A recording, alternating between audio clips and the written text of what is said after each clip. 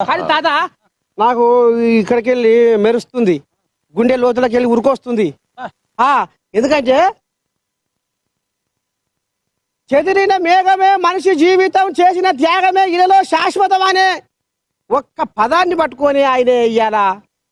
నేను జనాల కోసం, ఇప్పుడు కోట్లాది మంది కోటీశ్వరులు లక్షాధికారులు ఎంతో మంది ఉన్నారు, కానీ పిల్లికి బిచ్చవేణులు కూడా ఉండరు.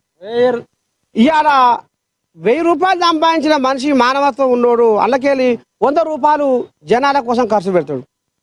కానీ ఇవాళ ఏం పేరు అంటే హరీష్ కుమార్ మాట ఏంటి నాకు ఒక పాట అదికి వచ్చింది తాత.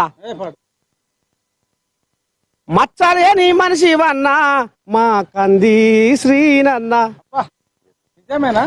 మచ్చలే నీ మనిషి వన్నా మా కంది శ్రీనన్న, నిజమేనా? కాంగ్రెస్ మచ్చ ఉంది, మరి కాంగ్రెస్ ఉంటే ప్లస్ ఇండిపెండెంట్ ఉంటే ప్లస్ అడుగు ఒక మచ్చట. కాంగ్రెస్ కున్న మచ్చలు కాంగ్రెస్ ఉన్న మచ్చలు నాకు అంటుతాయి అని ఆయన బాధ అంతా అదే. ఆయనకు సొంతగా మంచి బేస్ ఉన్న వ్యక్తి 100%.